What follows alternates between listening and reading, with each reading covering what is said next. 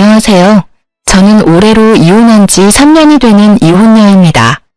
제가 사연 글을 쓰게 된 이유는 얼마 전 만난 전 남편 덕에 결혼 전의 일들을 떠올렸기 때문이에요. 모든 이혼이 그런 건 아니겠지만 대다수의 이혼처럼 제 이혼 과정도 무척이나 더럽고 찌질했어요. 쿨하게 해결할 수 있었다면 얼마나 좋았을까요?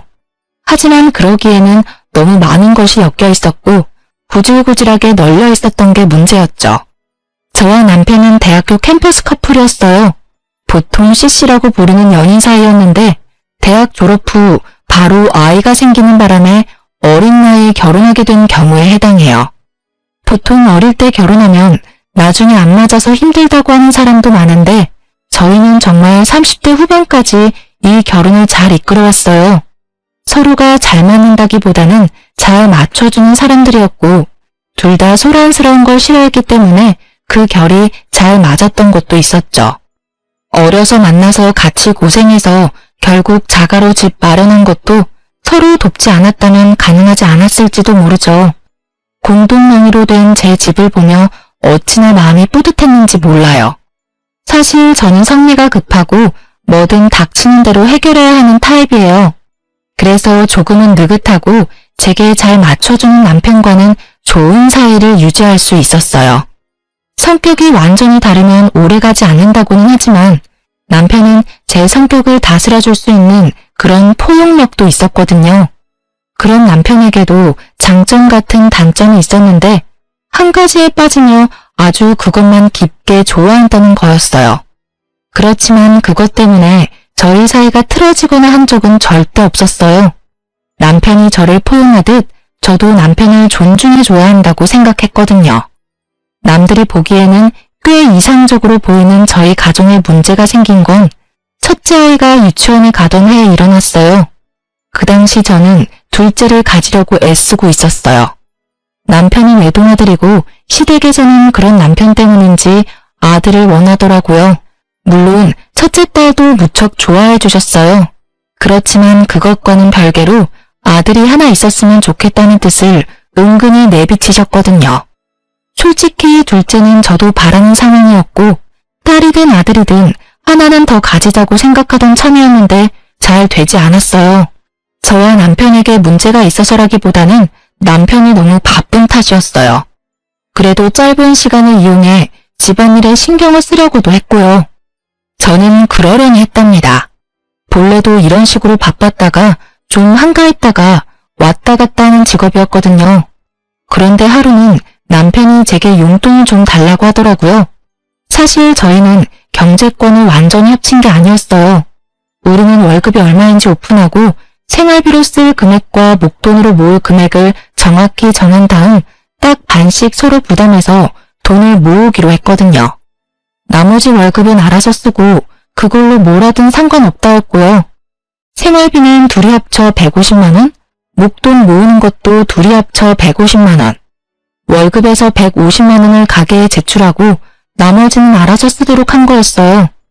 그리고 1년마다 생활비가 더 붙을 것 같으면 좀 더 늘리고요. 이런 식으로 가계부를 키워왔거든요. 그런 상황에서 남편의 용돈 요구는 당황스러운 일이었어요. 저보다 돈을 많이 버는데 그 돈이 다 어디로 갔을까요? 그래도 가끔 그럴 수 있을 거라 생각하며 남편에게 용돈을 줬어요. 그렇게 그달은 넘어가나 싶었는데 그 다음 달에는 생활비마저도 넣어주지 않더군요. 이상하다고 생각했어요. 혹시 뭔가 또 하나에 빠져서 돈을 많이 쓰고 있나 싶었는데 이렇다 할 바뀐 점이 없어서 잘 모르겠더라고요. 그래서 남편 몰래 남편의 카드 내역을 한번 확인해 봤거든요. 그런데 보통 음식점, 편의점, 마트, 인터넷 쇼핑몰이 전부인 카드 내역에 보험금으로 빠져나가는 항목이 엄청 많더라고요. 금액대도 높아서 순간 당황했죠. 남편은 결혼 전에 보험을 2개 가지고 있었어요. 자동차 관련 보험 제외하고요. 하나는 실손이고 하나는 질병진단비 나오는 보험이었는데 갑자기 듣도 보도 못한 보험이 비슷한 시기에 여러 개 가입이 되어 있더라고요. 보험을 들면 보험 서류가 있을 테니 혹시나 싶어 안방에 보험 관련 서류 넣어두는 파일을 꺼내서 살폈어요. 역시나 최근에 작성한 보험 서류들이 몇 개나 되더군요. 거기서 발견한 게 이 보험을 설계해준 설계사의 명함이었어요. 그리고 거기 적힌 번호가 무척 눈에 익더군요. 남편의 핸드폰으로 가끔 전화 오는 번호였는데 남편은 일로 만나는 사이라고 했었거든요.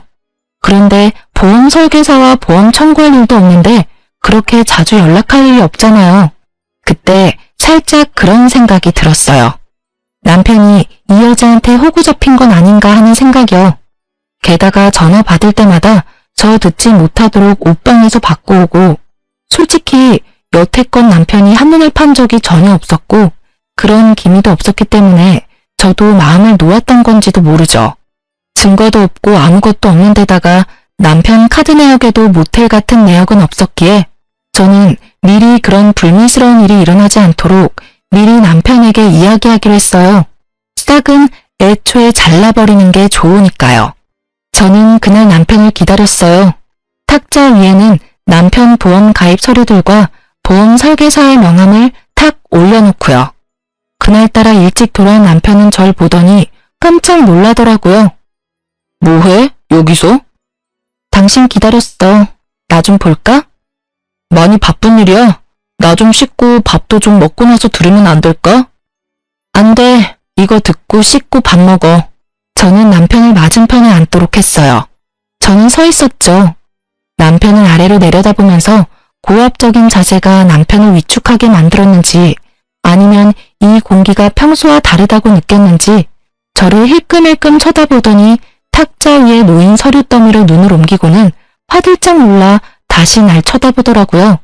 거기서 약간의 확신을 더 얻었죠. 내가 결혼하기 전에 절대 용서 못하는 거 이야기해줬는데 혹시 기억나? 아니, 기억 안 나는데. 나는 바람 피는 남자는 절대로 용서를 못해. 단 한 번이라도 들키면 나는 모든 관계 정리하고 남보다 더 못한 사이로 지낼 거라고 그때 이야기했어. 남편이 제 말에 대한 답을 못 찾더라고요. 그러더니 겨우 한마디 했어요. 근데 그게 지금 여기서 왜 나와? 나 바람 피운 거 없는데? 그래, 당신이 바람 피웠으면 나는 여기 있지 않았을 거야. 당신이 아직 바람을 피운 것 같지는 않으니까 여기 있는 거지. 이 보험 왜 들었는지 말해볼래? 오, 다 필요해서 가입한 거야. 일하던 사람들이 이런 거 저런 거 알려준 게 많아서. 정리하고 추가하다 보니까 좀 많아졌고. 나는 당신이 보험을 몇 개를 들던 얼마를 들던 솔직히 상관없어. 그런 부분 터치하지 말자고 경제권을 완전히 합친 게 아니니까. 그런데 생활비까지 못 낼 정도면 좀 심각하지 않아? 그리고 나는 이 정도로 보험을 많이 드는 사람은 못 봤어. 한 달에 거의 100만 원 가까이 나가는 것 같은데 당연히 몇 개는 해지해야 하는 거 아닐까? 가입한 지 얼마 안 돼서 가입 기간을 좀 유지해줘야 하는데. 보험 설계사랑 엄청 자주 연락하더라. 연락처 저장 안 하면 내가 모를 줄 알았어? 전화번호 뒷자리 이미 외워뒀는데 명함에 있는 전화랑 똑같더라고. 가입이 다 끝났는데 왜 연락을 유지해? 둘이 무슨 사이야? 혹시 썸 타니? 그런 거 아니야. 그냥 궁금한 게 있어서 연락하는 거지. 자기가 생각하는 그런 거 절대로 아니야. 아니라서 다행이네. 내가 여기서 확실하게 경고하겠는데 혹시라도 당신 바람 피우려면 나랑 이혼을 각오하고 펴. 다른 여자 만날 거면 재산 반 떼어주고 애 뺏기고 온 집안에 망신당할 각오로 하라는 말이야. 알아들었어? 알아들었어. 근데 진짜로 나 그런 거 아니라니까? 왜 어림짐작으로 사람을 이렇게 몰아붙여? 아니라면 됐잖아. 그리고 그 여자랑 별 사이 아니면 당장 필요 없는 보험 해지해. 그거 끌어안고 가면서 집에 돈 축나는 꼴 나는 못 봐. 만약에 그거 해지 안 하면 당신이 바람핀다고 생각하고 그 여자 찾아갈 거야. 제가 그 여자를 찾아가겠다고 말하니 남편이 저를 쳐다보며 알겠다고 나지막이 대답하더라고요. 확인했어. 다음 달 카드 통장 내역 내가 확인할 거고 카드사에 직접 전화해서 물어볼 거야. 만약에 저 보험들 다 갖고 있으면 어떻게 되는지 알고는 있지? 아, 그러지 말고 차라리 내가 본인 앞에서 그 여자한테 전화하던지 보험사 직접 전화해서 해지해. 그럼 깔끔하겠네. 오, 지금 저녁이라서 업무가 안 되는 거 아니야? 내가 내일 알아서 정리할게. 아니야, 내가 있어야 정확하잖아. 그러면 내일 내가 점심시간에 당신 회사 앞으로 갈게. 밥 먹으러 나와. 밥 먹는 김에 처리하면 되지. 그럼 되겠지? 남편은 제 말에 반박도 하지 못하고 고개만 끄덕였어요. 그리고 그 다음날 점심시간에 저는 남편 회사로 찾아갔어요. 저와 남편 회사가 그리 멀지 않아서 가능한 일이었고 저는 오후 반차를 쓰고 나온 거라 시간이 넉넉했거든요. 그렇게 식사 자리에서 저는 남편에게 전화를 하라고 시켰어요. 누가 봐도 하기 싫은 거 억지로 하는 얼굴로 남편이 보험회사에 전화해서 가입한 거 다 해지한다고 하더군요. 그리고 몇 개 해지를 하고 나서야 저는 방긋 웃어줬어요. 체할까봐 말 안 했는데 이제 밥 먹으라며 남편에게 식사를 권했어요. 그런데 식사가 끝나갈 무렵에 남편에게 전화가 오더라고요. 남편이 황급히 전화를 끄는 걸 보니 그 여자인 것 같더라고요. 저는 남편에게 손을 내밀었어요. 핸드폰 줘. 왜? 전화 안 받아도 돼. 받으면 왜 해지했냐 다시 넣어라. 그런 말만 할 거야. 내가 알아서 받을게. 아니, 그러니까 더더욱 내가 받아야지. 당신이 하기 힘드니까. 내가 해주면 더 좋잖아. 그리고 관계도 확실히 해야 하고. 그래도 남편이 핸드폰을 주려 하지 않자 저는 제 핸드폰을 꺼내서 그 여자의 번호를 찍었어요.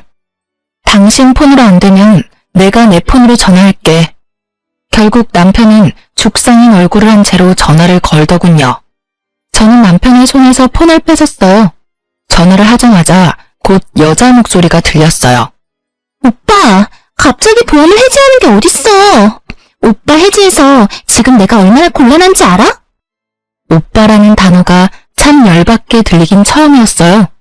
누군데 남의 남편에게 오빠라는 단어를 쓰는지.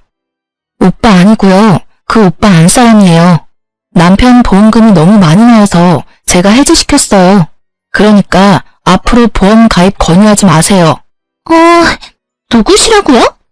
와이프요. 그쪽이 오빠라고 부르는 사람 와이프. 그리고 두 분이 얼마나 친밀한 관계인지는 모르겠지만 연락은 적당히 해주세요.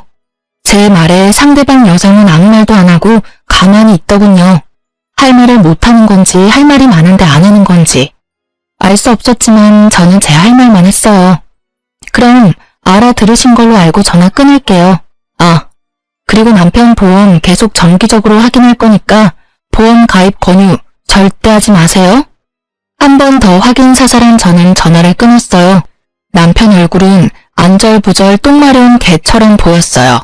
둘이 짧은 시간 동안 오빠 동생 하는 사이 됐네? 그래도 남의 남편을 오빠라고 막 부르는 건 좀 아니지 않아? 처음부터 알던 사이면 몰라도 다른 여자한테 가볍게 오빠라고 부르라고 하지 마. 어디 가서 오해 사기 십상이니까. 그렇게 남편에게 확인시켜두고 저는 집에 돌아왔어요. 돌아오는 길에 확신이 들었어요. 그 여자가 제 전화에 침묵한 이유부터 시작해서 남편의 그 똥마려운 표정까지. 분명히 둘 사이에 어떤 감정적인 교류가 있기는 한 것 같았어요. 그러지 않고서야 아무런 사이도 아닌데 저의 불쾌한 전화를 그렇게 조용히 넘어가진 않았겠죠. 그런데 아예 말을 안 하는 걸 보니 자기가 말을 잘못 꺼냈다가 뭔가 뽀록 내면 안 될 것 같아서 그런 선택을 한 것 같더라고요. 제가 봤을 때는 그 여자와 썸을 타고 있었거나 아주 극초반이었겠죠. 솔직히 화가 너무너무 났지만 그래도 이 정도 선에서 제가 알아채고 끊을 수 있어서 다행이라고 생각했어요. 그렇지만 내심 찝찝한 마음은 가라앉지를 않더라고요. 점점 더 남편을 의심하게 되고 일거수일투족을 감시하게 됐어요. 그렇게 정기적으로 남편의 카드 내역을 검사했고 남편은 그럴 때마다 죄인이 된 것처럼 제게 카드 내역을 보여주고 검사받았어요. 그렇게 몇 달이 지나고 그 보험 사건이 잠잠해질 때쯤 저는 습관처럼 남편의 카드 내역을 확인하고 있었어요. 앱에 매번 들어가 확인하기 귀찮아서 메시지를 확인하는데 별거 없더라고요. 그런데 증거는 다른 곳에서 튀어나왔어요. 바로 남편의 지갑에서요. 남편은 영수증을 지갑 안에 잘 정리하는 습관이 있는데 그날 제가 현금을 빼지 않아서 현금을 써야 할 일이 생겼거든요. 그래서 남편에게 이야기하고 남편 지갑에서 돈을 꺼내는데 잘못해서 영수증이 우르르 떨어져 버렸거든요. 결국 영수증을 정리하는데 하나, 몇십만 원이 넘는 걸 산 내역이 있었어요. 그런데 메시지를 확인했을 때는 그 내역이 없었거든요. 분명히 남편이 메시지를 지운 거였다는 확신이 들었어요. 저는 그 영수증만 몰래 챙겨서 주머니에 넣었어요. 남편에게는 아무 말 없이 지갑도 돌려놨죠. 남편도 제가 지갑은 검사 안 하니까 거기다가 아무 생각 없이 끼워 넣은 것 같더라고요. 결국 저는 그 영수증으로 남편이 무엇을 샀는지 추적하기 시작했어요. 우선 가게가 어디인지 알아보기 위해 영수증에 적힌 곳을 인터넷으로 찾아봤어요. 주얼리 샵이더군요. 그리고 전화를 해서 남편이 산 물건이 뭐였는지 확인을 부탁했죠. 제가 산 물건과 겹치면 안 된다고요. 그랬더니 알려주더라고요. 고가의 팔찌였어요. 저는 최대한 이성을 유지하기로 했어요. 조만간 저의 결혼기념일이 있으니 그때 저에게 줄 선물일지도 모르잖아요. 그렇게 일주일을 참아 결혼기념일이 되었는데 남편이 제게 선물을 주더라고요. 몇만 원짜리 티셔츠였어요. 그것도 남편과 커플티. 딱 봐도 남편 취향의 옷이었죠. 자기가 갖고 싶었던 옷을 사는 김에 제 것까지 산 것 같다는 느낌이 팍 들었죠. 저는 남편이 바람을 핀다는 걸 확신하고 남편과 상간녀의 증거 사진을 확보하기로 했어요. 생각보다 어렵지는 않았어요. 주말에 일을 간다고 해놓고 나와서는 남편 뒤를 따라다니며 사진을 찍었거든요. 그리고 남편과 모텔에 들어가는 여자의 사진을 건졌어요. 여자는 투피스 정장에 화장도 헤어도 완벽하게 해서 누가 봐도 전문직 여성처럼 보이더군요. 그 여자가 누구인지는 몰랐지만 저는 분노로 몸이 바들바들 떨리는 걸 느꼈죠. 그때 그렇게 주의 주고 바람 피우면 끝이라고 이야기까지 했는데 아예 제 말은 무시하고 또 여자랑 바람을 피고 있었으니 남편에게 모든 걸 터뜨리기 위해 좀 더 증거를 모으려던 그때 친정엄마에게 전화가 왔더라고요. 너 혹시 요새 보험하니? 응? 그게 무슨 소리야? 보험이라니. 아니, 김서방이 나더러 보험 하나 들라고 해서 들었는데 금액도 너무 비싸고 나한테 필요 없더라고. 내 보험 관리해주는 설계사한테 이야기했더니 굳이 안 들어도 된다는데 김서방이 그렇게 들라고 해서 일단 가입을 하긴 했는데 아님 김서방이 보험 쪽으로 직업 바꿨어? 저는 친정엄마의 말에 열이 팍 오르는 걸 느꼈어요. 최대한 가라앉혔던 분노가 터져서 진짜 미칠 것 같더라고요. 또 보험. 더 이상 가깝게 지내지 말라고 경고했건만 여전히 만나는 것도 모자라 남편을 통해 저희 부모님까지 건드린 여자. 제 눈이 돌아버리는 것도 당연했던 건지도 모르죠.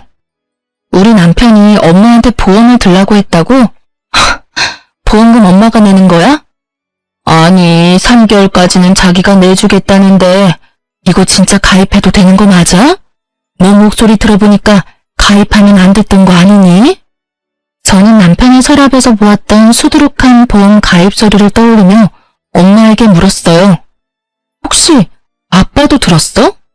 그래, 너희 아빠한테도 하나 들어달라고 사정을 해서 그러고선 너한테는 당분간 이야기하지 말라지 않니? 선물이라면서 자기가 내주겠다는데 거절하기도 그렇고. 솔직히 남의 보험 들어주면서 자기 이득 볼 게 뭐 있어? 그런 생각하니까 우리 생각해서 들어줬나 싶기도 한데 그거 아니지? 아, 일단 정리 다 되면 말해줄게요. 지금은 그냥 있어봐요. 저는 친정엄마의 말을 듣고서야 남편이 그 상간녀를 위해서 보험들 사람을 모집하고 있다는 걸 알게 됐어요. 그 여자는 돈 벌고 남편은 그 여자랑 만나서 즐기고 자기 보험은 해지당하니까 주변 사람들을 끌어들이는 꼴이 아주 꼴불견이다 못해 정신나간 놈처럼 보였어요. 저는 증거고 뭐고 지금 당장 열받아서 상간녀에게 전화했어요. 다행히도 그 상간녀의 명함을 가지고 있었거든요. 당장 나오라는 제 말에 지금 당장은 안 된다며 바쁘다는 이유로 도망치려고 하더라고요. 제가 직접 회사로 찾아가겠다니 결국 나오겠다더군요. 그렇게 상간녀를 마주쳤어요. 무슨 일로 보자고 하셨는지는 모르겠지만 저는 이제 그쪽 남편하고 관련 없어요. 관련이 없어요? 저는 당신이 우리 남편 만나고 있다고 확신하는데? 아니라니까요. 왜 제가 고객을 만나요? 제가 보는 고객이 얼마나 많은데. 그분은 그 중에 한 분이세요. 제발 저한테 그런 억측으로 몰아붙이지 마세요. 그래요? 그럼 얼마 전에 60대 노부부 보험 들어준 거 있죠? 우리 남편 통해서. 그거 해지 좀 해주실 수 있나요? 저희 부모님은 그거 필요 없거든요. 보험 해지는 제가 임의대로 못하죠. 그건 당사자가 하는 거예요. 그리고 그건 따님이라도 강제하실 수 없어요. 필요하니까 들었겠죠. 여하튼 저는 이렇게 개인적으로 만나서 당신하고 할 이야기 같은 거 없는 사람이에요. 앞으로는 이렇게 부르지 마세요. 상간녀는 제가 아무런 증거를 가지고 있지 않다고 생각했나 봐요. 그런데 어쩌나요? 저는 상간녀의 손목에 걸린 남편의 선물이 눈에 들어왔거든요. 팔찌가 참 예쁘네요. 얼마 전에 제 남편이 산 거랑 똑같은 모델이에요. 신기하네요. 그걸 샀다는 영수증은 있는데 저한테 주지는 않더라고요. 아무래도 다른 데 간 모양인데 어디로 갔는지 확실하게 알겠네요. 제가 그 말을 하자 상간녀가 일어나다가 멈칫하더라고요. 그런 불순한 사이가 아니라는 말 잘 들었네요. 그런데 아시죠? 거짓말 하시면 앞으로 있을 소송에 크게 불이익을 받으실 수 있어요. 제 말에 상간녀 얼굴이 흔들리는가 싶더니 더 당당한 표정으로 말하더라고요. 그런 거 아니라니까 참 이상하시네. 그리고 이 팔찌도 흔한 거예요. 제 남편이 사준 거고요. 그 팔찌는 남편분한테 여쭤보는 게 더 빠르지 않을까요? 그렇게 말하고는 빠르게 카페를 빠져나가더라고요. 제가 손에 뭘 쥐고 있는지도 모르고. 아주 이 순간만 모면해 보려고 무리수를 쓰는 모습을 보니 괘씸하더라고요. 당장 죄송하다고 절대 그런 짓 이제 안 하겠다고 해도 내가 용서해 줄까 말까인데. 저는 증거를 들고 집에 갔어요. 이미 남편이 먼저 집에 도착해 있더군요. 그리고 얼굴이 굳어 있었어요. 분명히 상간녀가 남편에게 언지를 줬던 모양이에요. 그 얼굴 보니까 그 여자가 당신한테 전화했나 봐. 참 빠르다. 그렇지? 제 말에 남편은 바로 무릎을 꿇더라고요. 미안하다라는 말을 할 줄 알았어요. 그리고 그 생각이 맞았죠. 그런데 그 뒷말은 제 생각과는 무척이나 달랐어요. 미안해 여보. 하지만 내가 그 여자를 너무 사랑해. 당신이 나랑 이혼해주면 안 될까? 내가 다 정리하고 다 자기 원하는 대로 해줄게. 그러니까 그 여자랑 나랑 이루어지게만 해줘. 이게 무슨 개소리인지. 저는 무심코 뒤통수를 한 대 맞은 기분이었어요. 아니, 자다가 남의 다리 긁는 기분이었죠. 미안하다는 말 뒤에는 응당 절대 그러지 않겠다가 나와야 하는 거 아닌가요? 그런데 그 여자를 사랑하니 헤어지게 해달라니. 야, 이 새끼야. 네가 지금 그걸 말이라고?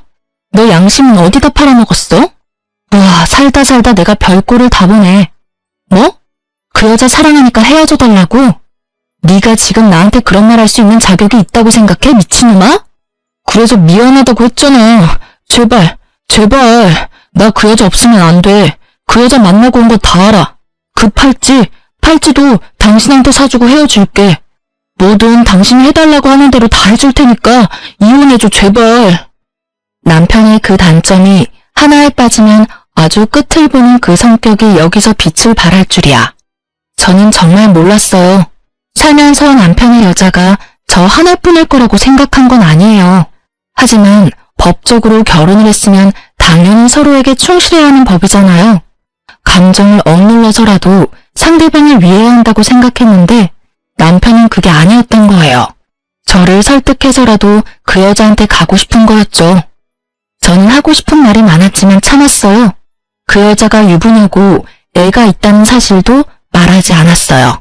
이혼하고 싶다고? 제발? 진짜 이제는 정말 지친다. 네가 나한테 사과와 용서를 빌 걸 예상했지. 이런 걸 예상한 건 아닌데.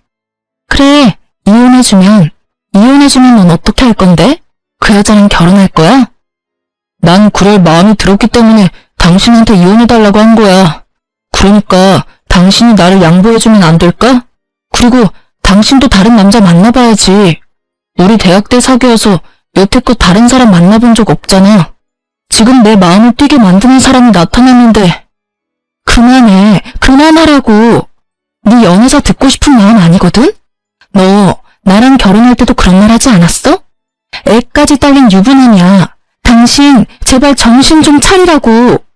이혼을 해주면 잘 될 것 같아? 그건 네 착각이야. 그 여자가 너랑 똑같은 마음이라는 건 네 착각이라고. 제가 그렇게 말해줘도 남편은 들은 척도 하지 않더라고요. 오히려 자기 말이 맞는다며 철석같이 믿는 모습을 보니 이제는 돌리기엔 너무 늦었다는 생각이 들더라고요. 이런 미친놈을 데리고 살아봐야 내 인생만 피곤해질 거라고 생각했어요. 너 진짜로 나랑 헤어지고 후회할 생각 없지? 경고하는데 나는 이혼하면 재결합이나 번복은 안 해. 그거 알고도 네가 그렇게까지 말한다면 알았어. 내가 너랑 이혼해줄게. 너를 위해서가 아니라 나를 위해서 이혼하자. 대신 내가 원하는 거 다 해주기로 한 거 잊지 마. 많이 안 바래. 재산 반으로 분할하고 애 친권 양육권은 내가 가져갈 거야. 그리고 위자료 내놔. 그때 내가 이야기했지? 그럴 각오로 바람 피웠을 테니 위자료까지 싹 다 받아갈게. 남편 얼굴에 화색이 돌더군요.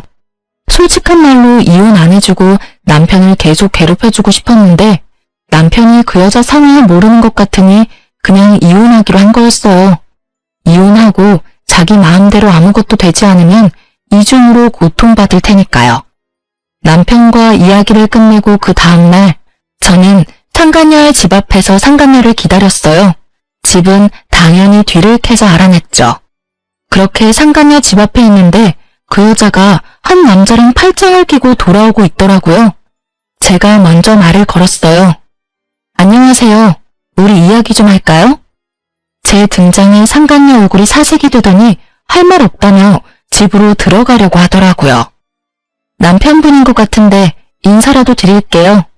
지금 이야기 안 하면 다른 쪽으로 인사드릴 건데 그거라도 괜찮으면 그렇게 하시고요. 제 말에 압박을 느낀 상간녀가 남편을 집으로 돌려보내고는 저와 카페로 갔어요.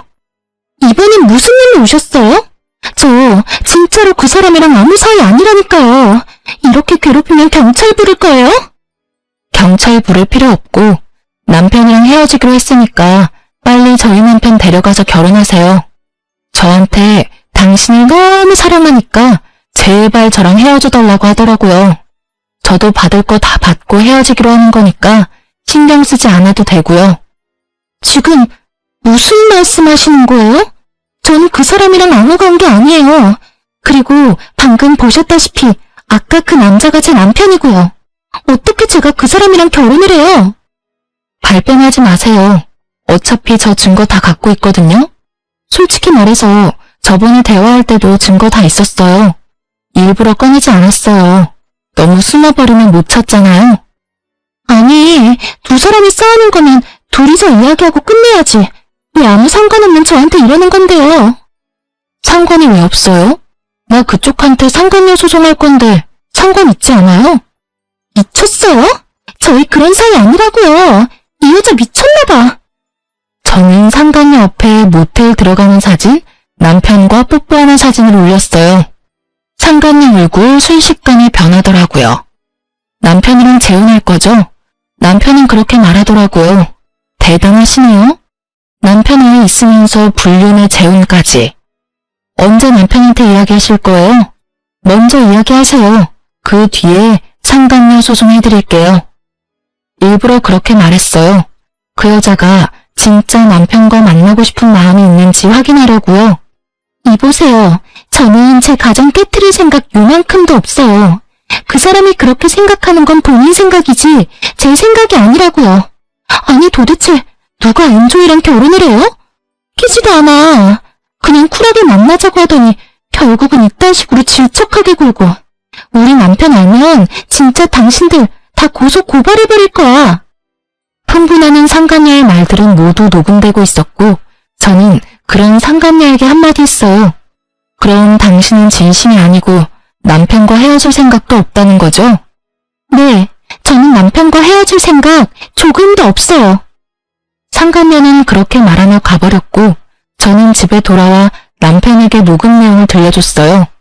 남편은 그 대화를 듣더니 부들부들 떨더라고요. 처음에는 아니라고 그냥 불륜인 거 들킬까봐 거짓말한 거라고 하더니 상간녀로부터 문자 한 통 받더니 완전 흥분하더라고요. 앞으로 연락하지 마 라는 문자였죠. 남편 열받아서 상간녀에게 전화했지만 결국 전화는 이어지지 않았고 남편은 분을 못 참겠는지 뛰쳐나가더라고요. 두 사람이 어떤 대화를 나눴는지는 모르겠지만 저는 제 일을 해야 했죠. 저는 남편을 향한 이혼 서류를 작성하고 변호사를 만나고 왔어요. 집에 돌아오니 남편이 저를 기다리고 있더군요. 자, 이거 받아. 오늘 내로 작성해줘. 저는 이혼 서류를 건넸어요. 남편이 그 자리에서 무릎을 꿇더라고요. 여보, 미안해. 나 버리지 마. 그 여자가 남편이랑 애가 있는 사람이라는 것도 처음 알았어. 나는 우리만 헤어지면 그 여자랑 결혼할 수 있을 줄 알았어. 나는 진짜로 그 여자가 그렇게 생각하는 줄 몰랐어. 우리 이렇게 가벼운 사이 아니잖아. 내가 잠깐 정신 나갔었나 봐. 그런 말 한 거 다 내 진심은 아니야. 미안한데 버리는 건 내가 아니라 너지. 나는 상처받고 버림받기까지 하고 너한테 이혼해달라는 요청까지 받은 여자야. 불쌍해도 내가 당신 몇 배는 불쌍하지 않아? 왜? 그 여자가 안 받아준다니까 나랑 헤어지기 싫어? 근데 어쩌지? 나는 당신 보험이 되기는 싫은데. 남자가 한 입으로 두 말하는 거 아니라고 했어. 그냥 헤어지자. 네가 꺼낸 말이니까 마지막까지 네가 책임져. 완고한 제 말에 남편이 흔들리더라고요. 그치만 난 사기를 당한 거라고. 그 여자가 날 꼬시면서 자기는 결혼도 안 한 싱글이라고 했어. 나도 그걸 믿었고. 그래서 그 여자 일을 도와줬던 것뿐이야. 나는 정말로 그 여자한테 당한 거야. 그래. 그런데 넌 나한테 뭘 이야기하고 싶은 거야? 네가 사기당했다는 걸 말하고 싶은 거야? 웃기지 마. 너는 유부남이야. 애 딸린 유부남. 상식적으로 생각해봐도 누가 어떻게 꼬시든 넌 넘어가면 안 되는 거지. 네가 그 순간 떠올렸어야 할 사람은 나랑 내 아이잖아. 그런데 넌 그 여자한테 홀라당 넘어갔잖아. 그 여자가 널 꼬시려고 했다 하더라도 네가 철벽 쳤으면 그럴 일 없지. 네가 그 여자한테 여지를 줬으니 이런 일이 벌어진 거 아니야? 그리고 처음에 내가 그 여자랑 멀리하라고 했을 때 그때라도 말 들었으면 이런 일은 없었겠지. 다 네 손으로 이렇게 엉망으로 망쳐놓고 왜 네가 피해자인 것처럼 굴어? 속 뒤집어지게? 제 말에 이혼은 절대로 안 된다며 눈물을 줄줄 흘리는데 전혀 불쌍한 마음이 들지 않았어요. 하지 말라고 할 때 멈췄어야죠. 제 말에 귀 기울이지 않고 결국은 보란듯이 당한 걸 왜 남 탓을 하는 건지. 일책 배우자는 당신이고 나는 당신한테 이미 모든 믿음이 사라졌어. 그런데 왜 결혼을 유지해야 해? 이번 일로 깨달았어.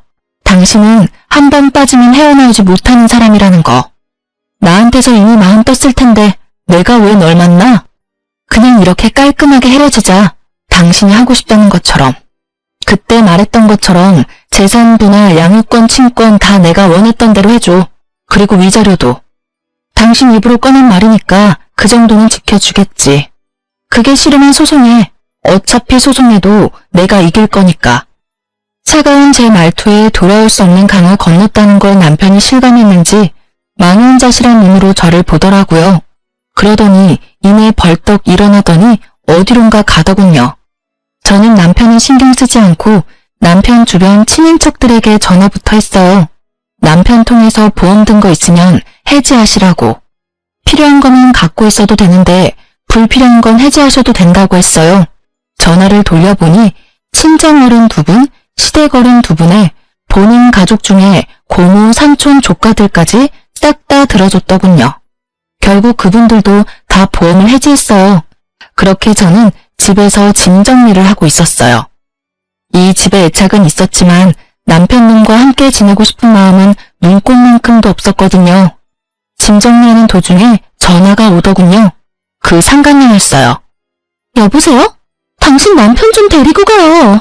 왜 여기 와서 이 난리를 피우도록 만들어요? 제가 그 남자랑은 진지한 사이 아니라고 말했잖아요. 그런데 왜 우리 집까지 찾아와요? 흥분한 채 말하는 상간녀에게 저는 코웃음을 쳐줬어요. 다 자기가 스스로 만든 업보인 걸 누구 탓을 하는 건지.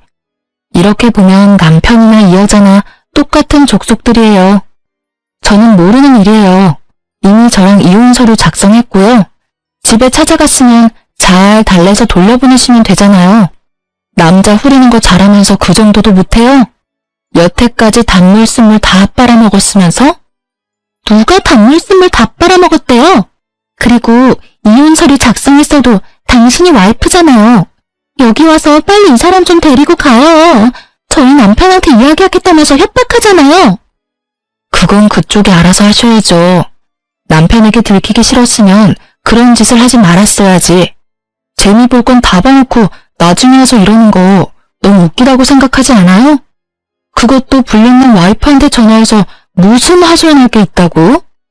그래도 들켰으니 차라리 다행이네요. 저도 상간녀 소송 곧 진행할 거라서요. 집으로 보내드릴까 회사로 보내드릴까 고민 중이었거든요. 그래도 이미 들켰으니 집이 낫겠죠? 제 말에 상간녀는 씩씩거리는 소리만 낼 뿐 대답 하나 제대로 못하더군요. 아니라고 몇 번을 말해요. 지금 당장 저 남자 데리고 가라고. 결국 소리를 꽥 지른 상간녀에게 저도 소리를 질렀어요. 이게 어디다 대고 명령질이야? 네 알아서 하라고. 당신이 만든 거잖아, 이 모든 상황이. 왜 나한테 지랄이야? 나한테 괜히 열내지 말고 열심히 네가 싼 똥이나 치워, 이 상간녀나. 앞으로 이런 시답잖은 일로 절 귀찮게 굴면 나까지 거기 가서 깽판 치는 수가 있으니 2번 다시 연락하지 마. 알겠어? 남편은 저에게 거절당하고 화가 나서 상간녀 집을 찾아간 모양이더라고요. 결국 상간녀 남편이 알게 된 건지 핸드폰 너머로 남자의 목소리가 들리는데 아주 난장판이더라고요. 욕설이 난무하고 여자는 아니라며 사정사정하고 남편은 보란듯이 증거사진 보라며 난리고 그 혼란스러운 상황이 너무도 귀에 쏙쏙 들어오더라고요. 이왕이면 직접 눈으로 보고 싶었는데 딱 제가 바랐던 그림이었거든요. 남의 가정 파탄내놓고 자기 가정 지킬 수 있을 거라 생각했다면 그거야말로 오산이죠. 그렇게 저와 남편은 무사히 이혼했답니다. 남편은 저와 이혼하면서 그렇게 울었어요.